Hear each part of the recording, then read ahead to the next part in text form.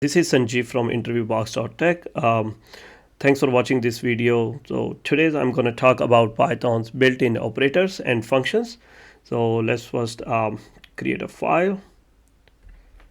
We can say built-in operators. So first one, I'm going to talk about the range function, or you can say range operator. So this is very useful when you want to define like a range within your program. And so the syntax that the range operator has is start. So in the range, you basically provide like start index, stop, and step. This is very familiar. Like that we have seen in the past in my tutorial with the list and string when you want to use the slicing on those data types. So it's kind of very similar. So range function, start is optional in there, and step is also optional, but stop index you have to provide, and it basically describes like you want to go up to this stop index but don't include it. So for example, you want to print number, like from 1 to 10. So you say like for num in range, so you say like, okay, start from 1, go up to 11 because it's not going to include, and the step is optional. So when you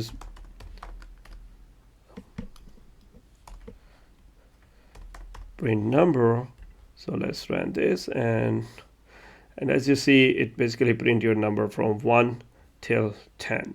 So by default, if you don't provide this start index, is going to start with the 0. So let's see. So now if you just pass like 11, it's going to print from number from 0 till 10. So let's run this, and you see now it has 0 start point. So that's how you provide basically the index in the range function and use that. So another part is like, for example, you want to say like, okay, start from number 3, for example, go up to 11, but print every third element. So what it's going to do is basically start from number 3, and then it's going to skip 4 and 5 and then print 6, and then skip like 7 and 8 and print 9, and then skip 10 and 11, and it's not going to go up to 11, so then it just stops there. So as you see, it's print 3, 6, and 9. So that's how you can control in your logic, like what you want to get the output, and by using the range function. So next, the really useful way to use the range function in your program is like, for example, if you want to create a list, right? I would say, if you need a list, like for example, 1 to, I don't know, like maybe 50 number, like, the big list. So if you want to create manual, right, like what you're going to do is like bring 1, 2, 3, 4, and, all the way, like, kind of up to 50, right? But the short way is what you can do, say num of list. So you want to create a list, and then you use the list method, and then say range start from 1 till 51. So what this is going to do is basically create a list for you that start from number 1 and till 50. So if you want to print this,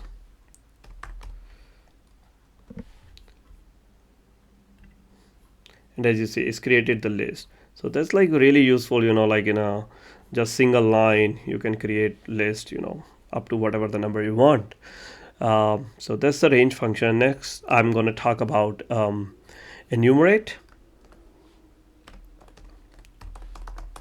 So enumerate is a function that you can use to get like the value and the index location of that value in your, for example, in your list, or even in the string. So for example, you have a name, right? I would say Mikey. I don't know how you say, yeah, Mickey or Mikey. So you create this name, and now you want to see the index location with the value of each character. So for that you can use enumerate. So you can say for index comma value. So before that, I want to show you, like how basically give you the output. So if you say for item in enumerate, and then your string name is name, and if you print item, this will give you the tuple. So if I run this, so as you see, it gives you the tuple with the value. So it says like index 0, your value is m, index 1, you have I. So you remember like in my previous lecture where I talk about the tuple unpacking. So that's the same thing you can do here. So from the enumerate, by default, it provide you the index and the value from the given string or the list. So here you can say for index only enumerate. So for example, you want to say print. So I can use f string here.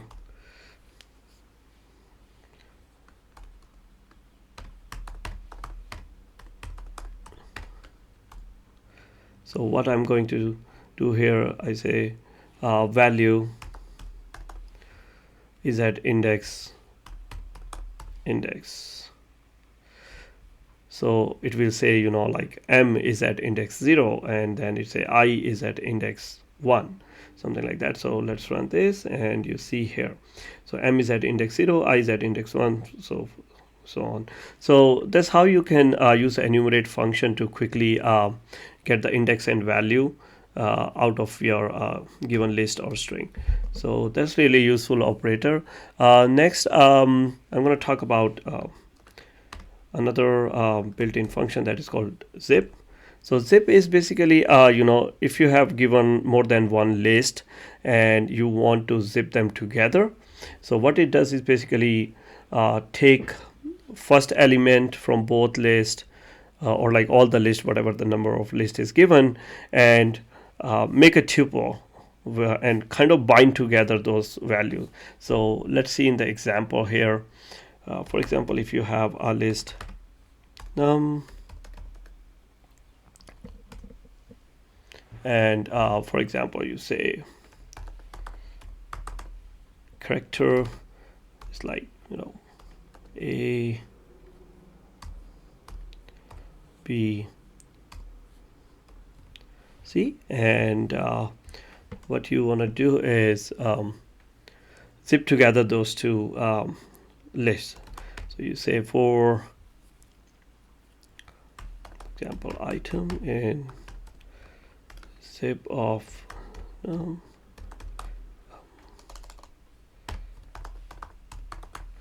and character, and if you do that, print item, let's comment it out this part.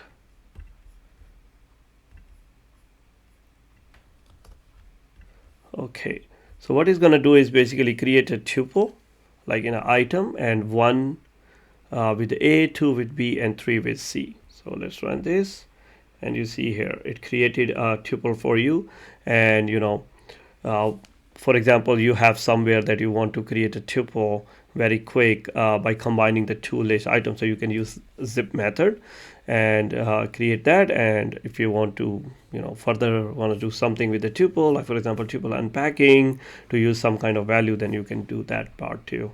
And the other is like as I mentioned, it can be more than one list. So for example, if I have another list with, for example, name, and I will say John, Jake, Mike, and the same you can do right here like name. So it will create a tuple like 1A John, 2B Jake, 3C Mike. Let's print C, and you see here. So you can create a tuple with whatever number of lists you have. So the other interesting part is that this zip method only work up to the smallest list length. Like for example, you give here like 4, 5, 6, and here you only give like, for example, another one like D. But you see here, so the num has length of 6, character list has length of 4, but name only has 3. So it will only go up to the smallest length of the list. So it will, name is only 3, so it will only go up to like 3. So and it will ignore the other parts in the list of like num and character. So let's run this, and you will see the output is only this 1A John till 3C Mike. So this is really useful if you have like kind of same length of list and you want to make a tuple, or if you just want to go over the smallest length of your list and want to apply this zip method to create a tuple. So that's the part, use of the zip method. So next I'm going to talk about Inoperator. So what Inoperator is do is basically quickly check if you want to check something like, if this value is in your list, if this key is kind of exist in your dictionary. So that's where the in operator is used. So let me define here in. So you can create list, and if you say like want to check if that number is in your list, so you say like 2 in num, so it will give you the boolean result. Let me comment it out this part. So if the 2 exists in your list, it will say true. If not, then it will false. So let's run this, and you say it says true because 2 is in the list. And the same if you say like check 12 in num, and it will say false. So this is like really useful operator to check something if it exists in your given data object or not. For example, you create like, you have some kind of dictionary where you say like, for example, first name John and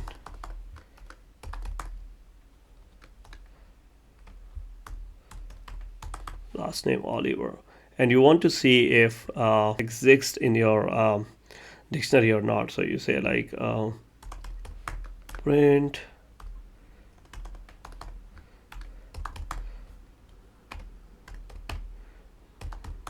name.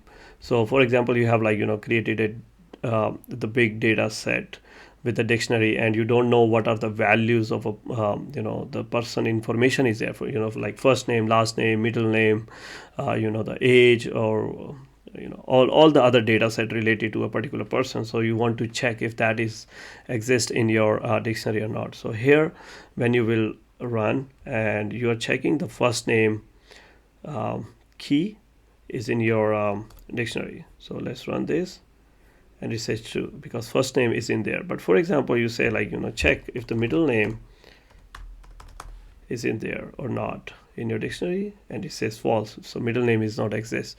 So that's how you can do. But this is for key in the dictionary. But for example, you want to check like, the value, like, some particular person name is available or exist in your dictionary or not. So for example, you say like, you want to check some name, right? You say like, okay, is John in? So you're checking the value. So then you have to call the values function of your dictionary. So you say like, check if the John is existing values or not. So when you run and you say like, yeah, true, John is there. But then you say like, okay, can you check if Mike is there or not? And you check there and you say false. So Mike is not in your data set dictionary. So that's like really, the use of the in operators. Next, I'm going to talk about min and max. So min and max operator, those are useful if to get like, quickly the min and the max value from your given data set. So for example, you have again your number list, something like that, and you want to check the min value. So you say like print min of your list, and you get, so you say like minimum value is 1 in your list. Now if you want to say tell me the max value in my list, and you see it's 8, so it returned the number 8 value here. So that's the min and max value, min and max operator in Python. Next is like really important one that I'm going to talk about, and that is the random library that you can import in your program or in your project, and your random library. So first let's import that. So how you from random import, for example, we will say randint. So what randint method is providing from random library is basically it will help you to choose the random integer from your given list, or if you can use in the range function, it will just pick up some random number every time when you will run.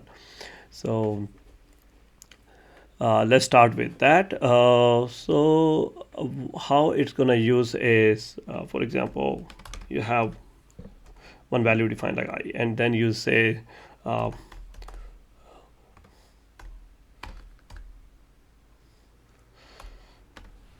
what I'm gonna do, I'm like showing you example like running a loop like 5 times, and then I will show you like how it's choosing the random integer like every time. So you can create a one variable random number, and then there you call randint, and for example you want to choose the random integer between 1 and 10. So now what it's going to do is basically going to run the loop. Let me print this and increment the counter so that the loop can work. So it's going to print the random number, and then I will increase the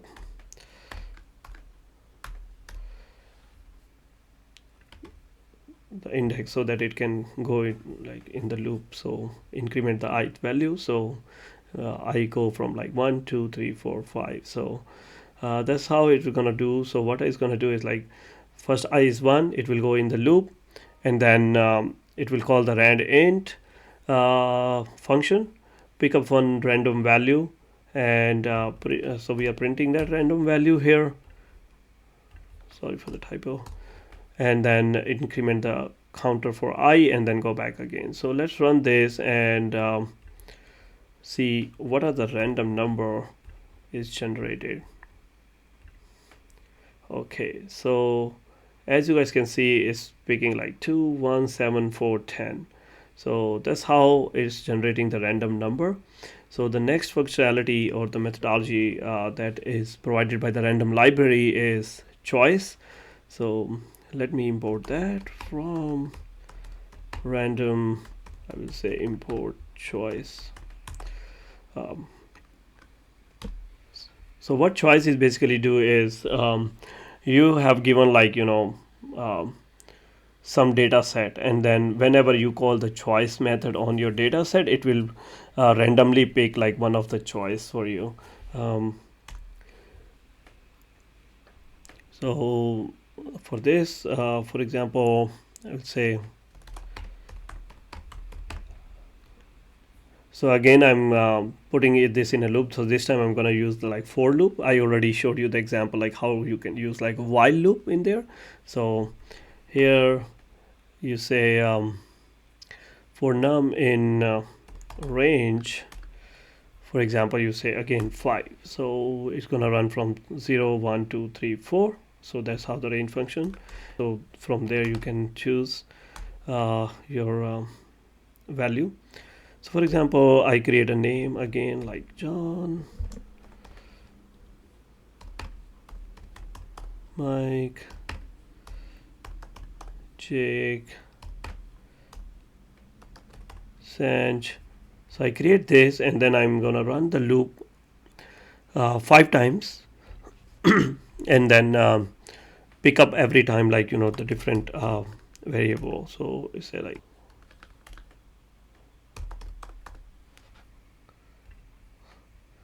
okay, so let's run this, and Okay, I'm gonna Mike. Okay, so there you go. So this time is Jake, Mike, John, Mike, Jake. Yeah. So that's how you can choose the random kind of value from your given list, and with the choice method as well. So next I'm going to talk about the input. So input is really useful when you want to take the input from the user in your program. So let's comment it out this part, and we will go over the input.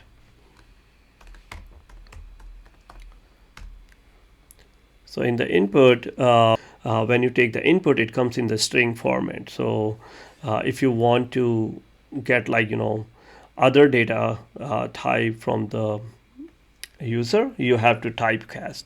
So let's first look how you can do. So for example, first look the string. So you tell user so input method, and you say like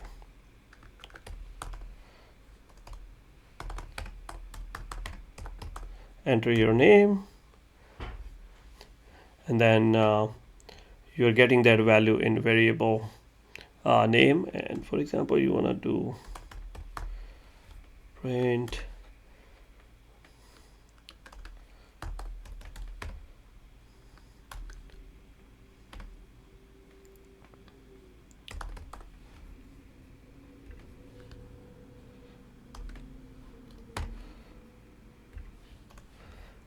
so you ask user to enter the username, and then you are going to print like hello this. Okay, so let's run this. When you run, you will see in the here like at the bottom, for the output, it will ask user to enter a name. So if the user is entering like John, and you will see it says hello John. So that's how you get if you want in your program, ask user to print some data, like for example some kind of like username, password, or some kind of other verification keys. So you can ask user to put that. So that's how the input read the string from user. Next is I'm going to show about the integer and how you typecast. So when you are asking user to put like integer value, and then so you'll say enter your age, right? For example this, and then you print that, and you can say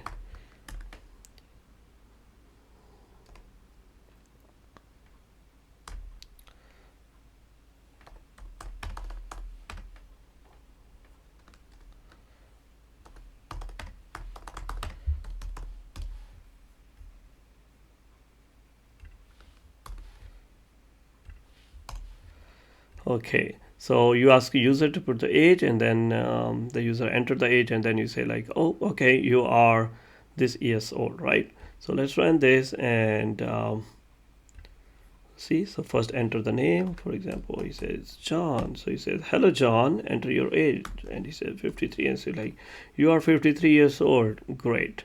So that's how you can use the input function to get the user input. And by default, as it is string, so for the any other data type like integer or float, you have to typecast that. So next one, I'm going to talk about the sorted, and that is also really useful method. So for example, you have your list created,